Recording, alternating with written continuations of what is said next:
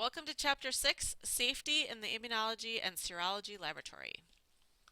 We have different agencies which are responsible for safety regulations and practices. I'll run through these quickly. OSHA, the Occupational Safety and Health Administration, which you're familiar with.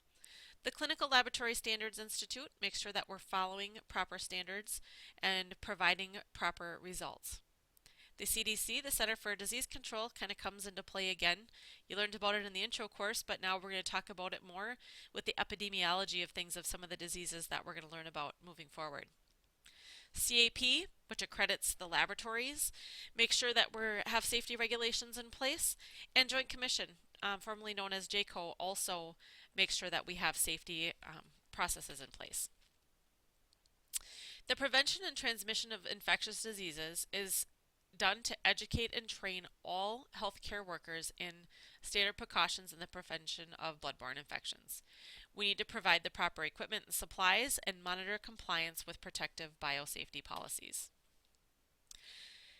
The standard precautions, which we've kind of tried to beat into you over the last couple years, last year, is the approach to infection control used to prevent occupational exposure. Treat everything as though it's potentially infectious. You want to make sure that you are provided with the proper personal protective equipment. A program would include workplace hazard assessment with a written hazard certification, proper equipment selection, proper information and training with competency certification, and regular reassessment of work hazards to make sure that a safe work environment is maintained. So the first thing you want to do is you want to select the proper gloves. You want to use sterile gloves for procedures involving contact with normal sterile surfaces, such as the body. This isn't something that we do very often, if ever, in the laboratory. You want to use non-sterile examination gloves for procedures that do not require sterile gloves. Phlebotomy procedures are pretty much most of the things that we do in the clinical laboratory. Wear gloves when you're processing blood samples or other potentially infectious specimens. Do not wash your gloves or reuse. Make sure you use fresh gloves. Any work environment should provide you with plenty. Wear gloves when using items that are potentially contaminated with infectious specimens as well. You want to use facial barrier protection and occlusive bandages when need be. So if you have glasses, you can wear those or wear safety glasses to prevent any types of splash. Laboratory coats or gowns as barrier protection should also be offered. Hand washing is very important. You must wash your hands after completing lab work and before leaving the laboratory, after removing your gloves, before eating, drinking, applying makeup, and changing contact lenses, and before and after using the bathroom. One thing that we're all very guilty of is putting chapstick in our lab coat pocket. And think about your dirty gloves, touching your pens getting dirty, and that chapstick barrel coming in contact with all of those items in your pocket. That is something that you should keep in a clean area of the laboratory that you use after you wash your hands.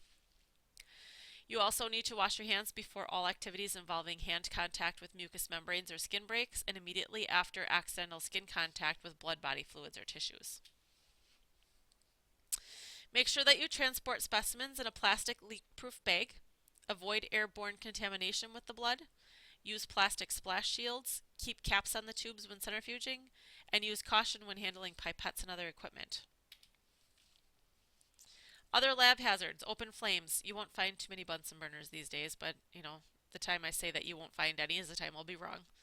Electrical equipment, make sure there isn't any frayed wires. Glassware, don't ever pick up broken glassware with your hands. Use a broom and dustpan. Chemicals of varying reactivity, be very careful, make sure you're wearing face shields and the proper materials for that so you don't splash those. I once had a coworker splash acid in her eyes on the night shift, and from that point forward we all had to wear those big goggles every time we were walking around the chemistry analyzer or chemistry area. Flammable solvents and toxic fumes, be very aware of those things.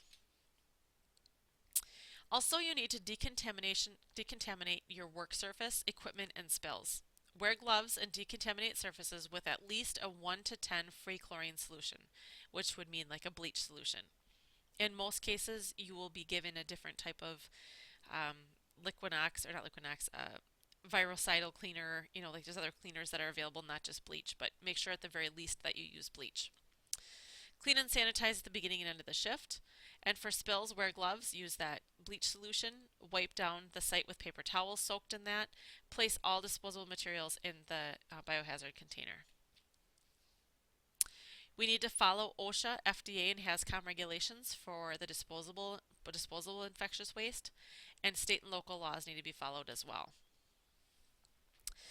OSHA has defined infectious waste as blood and blood products, contaminated sharps, pathological waste, and microbiological wastes. Infectious waste must be discarded into proper biohazard containers. This is really important. If you see anybody from the A&P class throwing a fetal pig into the biohazard bins, make sure that you politely correct them that it can go in the regular garbage. Only things that are wringable or drippable with biohazardous material should go into your orange biohazard bags. We pay by pound, and so do the hospitals, to get rid of infectious waste, and throwing non-infectious waste into those items can become very expensive. Terminal disposal of infectious waste should be by incineration, which is burning, but alternate method of sterilization is autoclaving, which uses high pressure steam. In order to prevent diseases, you will need to be immunized. Vaccine preventable diseases are hepatitis B, influenza, measles, mumps, rubella, and varicella. Some screening tests that we do regularly are PPD test for tuberculosis, or if you're allergic to the TB solution like I am, you may be given a quantiferon TB gold blood test, which is a blood draw rather than the TB skin test. You may also need rubella and hepatitis B testing. Post-exposure prophylaxis, if you do become exposed to hepatitis or HIV, there are some medications that can be given in that case to prevent you from getting that disease. Basic first aid is very important. It should be an integral part of any educational program in the clinical laboratory. It should be understood by every person in the medical laboratory, and in cases of serious laboratory accidents, call for medical assistance while first aid is being administered. That concludes our safety section for Chapter 6.